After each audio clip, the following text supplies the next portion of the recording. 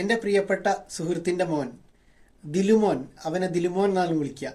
അവൻ എല്ലാ ദിവസവും എൻ്റെ വീഡിയോ കാണാറുണ്ട്. അങ്ങനെ അവനോട് ചോദിച്ചു, നിനക്ക് ആരാവണം എന്നുള്ളത്. അവൻ പറയാണ്, എൻ്റെ പേരാണ് പറഞ്ഞിട്ടുള്ളത്, ജാഫർ അലി ആവണം എന്നുള്ളത്. നിങ്ങളൊന്ന് കേട്ടു നോക്കൂ. ഇതിൽ വലുതായിട്ട് ആരാവുക? ഞാൻ പറയുന്നത്, നമ്മുടെ കുട്ടികൾ എന്ത് ചെയ്യുകയാണെങ്കിലും അവർ പൂർണ്ണമായിട്ടും അതിൽ ഇൻവോൾവ് ആണ്. അവർ സോഷ്യൽ മീഡിയ കാണുന്നുണ്ടെങ്കിൽ ആ സോഷ്യൽ മീഡിയയിൽ അവർ പൂർണ്ണമായിട്ടും ഇൻവോൾവ് ആണ്. എന്നാൽ കളിക്കുകയാണെങ്കിലും അവർ പൂർണ്ണമായിട്ടും അതിൽ ശ്രദ്ധിക്കുന്നവരാണ്. ഇതെല്ലാം അവരെ ഇൻഫ്ലുവൻസ് ചെയ്യുന്നുണ്ട്. ചുറ്റുപാടും അവരെ ഇൻഫ്ലുവൻസ് ചെയ്യുന്നുണ്ട്.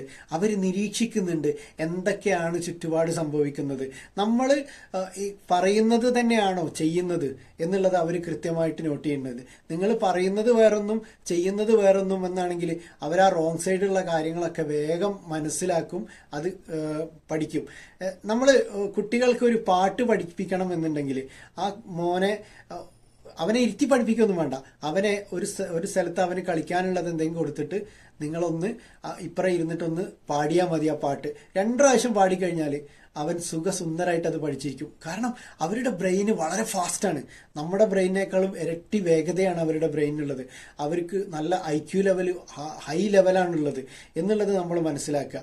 പിന്നെ എപ്പോഴും ഏതൊരു കുട്ടിയായാലും ചെറുതാണെങ്കിലും വലുതാണെങ്കിലും ഒക്കെ അവർക്ക് ഒരു ഇമിറ്റേറ്റിംഗ് മെന്റാലിറ്റി ഉണ്ട്. അതായത് ഒരു കോപ്പി ചെയ്യാനുള്ള ഒരു ടെൻഡൻസി അവർക്കുണ്ട്.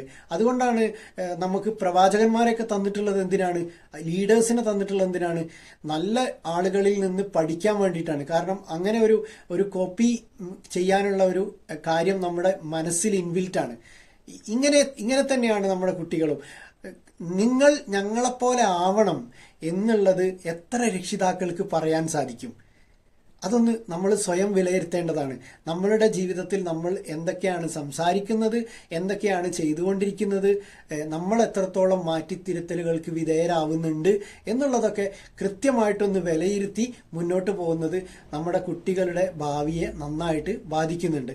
ഇപ്പോൾ നമ്മുടെ ജീവിതത്തിൽ നമ്മുടെ രക്ഷിതാക്കൾ ചെയ്തിട്ടുള്ള നല്ലതും ചീത്തയായിട്ടുള്ള എല്ലാ കാര്യങ്ങളും നമ്മളെ ഇൻഫ്ലുവൻസ് ചെയ്തിട്ടുണ്ട്. അതുപോലെ തന്നെയാണ് നമ്മുടെ മക്കളും എന്നുള്ളത് മനസ്സിലാക്കുക. അതുകൊണ്ട് നല്ല മക്കളായിട്ട് നമ്മുടെ മക്കളെ മാറ്റണം എന്നുണ്ടെങ്കിൽ അതിലേറ്റവും വലിയ പ്രാധാന്യം നമ്മുടെ രക്ഷിതാക്കൾക്കാണ്. നമ്മൾ ഓരോ രക്ഷിതാക്കളും കൃത്യമായിട്ട് കുട്ടികളുടെ മുന്നിൽ ആ പെരുമാറുന്ന രീതിയും അവർക്ക് നല്ല മക്കളായിട്ട് വളരാൻ വേണ്ട സാഹചര്യം ഒരുക്കുന്നതിലും നമ്മൾ ഓരോരുത്തരും ശ്രദ്ധാലുക്കളാണെങ്കിൽ മാത്രമേ നമ്മുടെ കുട്ടികളെ നല്ല ഒരു ലെവലിൽ വളർത്താൻ വേണ്ടി സാധിക്കുള്ളൂ. ആരും പൂർണ്ണരൊന്നുമല്ല, എല്ലാവരുടെ അടുത്തും ഫാൾട്ടും കാര്യങ്ങളൊക്കെ ഉണ്ടാകും. പക്ഷെ അതിനെ തിരുത്താൻ വേണ്ടിയിട്ട് എത്രത്തോളം നമ്മൾ തയ്യാറാവുന്നുണ്ട് എന്നുള്ളതിനെ ബേസ് ചെയ്തിട്ടായിരിക്കും നമ്മുടെ റിസൾട്ട് ഉണ്ടാവുക.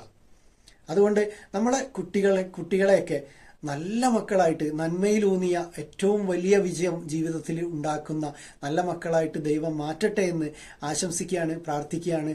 Thank you so much.